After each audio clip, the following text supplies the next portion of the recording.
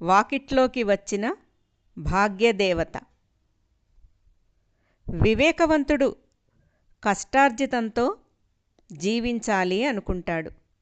అవివేకి పరుల ధనంతో సుఖాలు అనుభవించాలి అనుకుంటాడు. ధనమున్నా వివేకం లేకపోతే ఆ వ్యక్తి ఎవరికీ ఏమీ సహాయం చేయడు. ఇది అతడి బుద్ధిహీనతకు కారణమవుతుంది. మానవ జీవితంలో రెండు ముఖ్య భాగాలు. ఒకటి కర్మ, రెండోది భోగం. ఈ రెండిటి మధ్య తేడాను సత్పురుషులు మాత్రమే గ్రహిస్తారు. సమాజంలో మనిషి సుఖాల్ని అనుభవించేందుకే పనిచేస్తాడు. ఆ పని ధనాన్ని ఆశించే జరుగుతుంది. జనులు ధనాన్నే సర్వంగా భావిస్తారు. సుఖం అనేది కర్మ అధీనంలో ఉంటుంది. సుఖానికి కర్మ ఆధారం.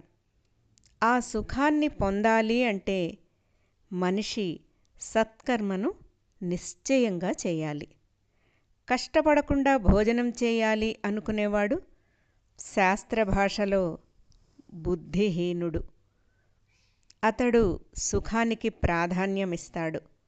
ఇలాంటి వారు సృష్టి నియమానికి విరుద్ధంగా జీవిస్తారు. వీరు సమాజానికి ప్రమాదకరంగా పరిణమిస్తారు. మానవ జీవిత చక్రానికి కర్మే మూలం. ఇది మానవుడి ఉన్నతికి ఎంతో ముఖ్యం. కష్టపడకుండా తినడం అనేది వ్యాధి వంటిది. ఇది మానవ జీవితాన్ని అన్నిటికంటే ఎక్కువగా పీడిస్తుంది. ఒక్కొక్క సందర్భంలో భాగ్యదేవత ఒక్కొక్క రూపంలో వరించి వస్తుంది.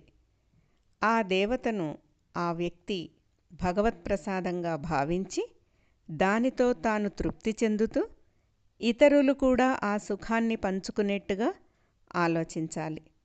సంపదలు సుఖశాంతులు నిలయం కావాలి కానీ అశాంతికి కారణం కాకూడదు. ఐశ్వర్యం మీద ఆశ మోహాలు ఉండకూడదు. ధనం జీవితానికి ముఖ్య ఆధారం మాత్రమే. ధనమే జీవితం కాకూడదు. ఉన్నదాంతో తృప్తిని పొంది 10 మంది ఆనందంగా జీవించే విధంగా ధనాన్ని సద్వినియోగం చేయాలి. మనం సంపాదించిన ధనాన్ని రక్షించుకోవాలి అంటే దానం కొంతైనా చేయాలి. దానం చేస్తే ధనం తరిగిపోదు. అది పుణ్యఫలంతో పెరుగుతుంది. ఒక పట్టణంలో పేద గృహస్థుడు ఉన్నాడు. అతడి కుటుంబం చాలా పెద్దది, కానీ రాబడి తక్కువ. సంసార నిర్వహణ చాలా కష్టంగా ఉండేది. ఒకనాడు అతడి ఇంటి ముందు నుంచి ఒక సాధువు వెళుతున్నాడు.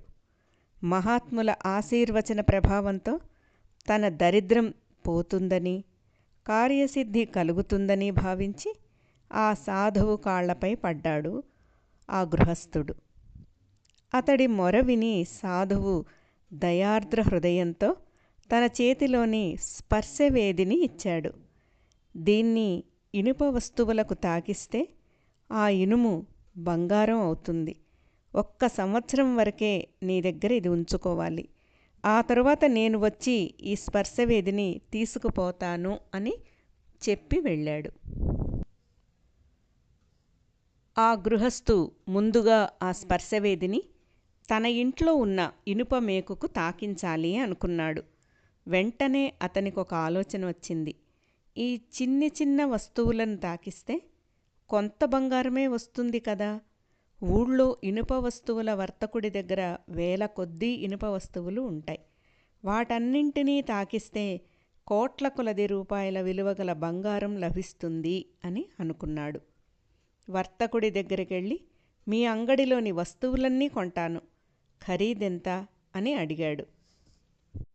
ఇప్పుడు ధరలు చాలా విపరీతంగా ఉన్నాయి అని అన్నాడు ఆ వర్తకుడు. మీరిప్పుడు కొనలేరు, 6 నెలల తర్వాత రమ్మనమని పంపించేశాడు. మరల 6 నెలల తర్వాత వచ్చి వస్తువులు కొంటానని అడిగాడు గృహస్థు. ఆ వర్తకుడు ఇంకా ధరలు తగ్గలేదు. ఇంకొక 6 నెలలు గడిచాక మరల రమ్మని పంపేశాడు. 6 నెలల గడువు పూర్తయ్యాక వర్తకుడి దగ్గరకు పోతుంటే దారిలో సాధువు కనిపించాడు. స్పర్శవేదిని ఇమ్మని బలవంతంగా తీసుకొని పోయాడు. వాకిట్లోకి వచ్చిన భాగ్యదేవతను ఆ పేద గృహస్థు ఆశతో చేతులారా వదులుకున్నాడు. ఆశ ఉండడం తప్పు కాదు, కానీ అది అత్యాశ కాకూడదు అని మహాత్ముల సందేశం. అందిన దానితో తృప్తిగా విలువగా బ్రతకటం కేవలం బుద్ధిమంతులకే సాధ్యమవుతుంది. మహోన్నతమైన వ్యక్తిత్వం ఉన్నవారికే సాధ్యమవుతుంది. దాన్ని మించి సంపాదించాలి అనుకుంటే దానిలో మనం విపరీతమైన ప్రతికూల పరిస్థితుల్ని ఎదుర్కోవాల్సి వస్తుంది.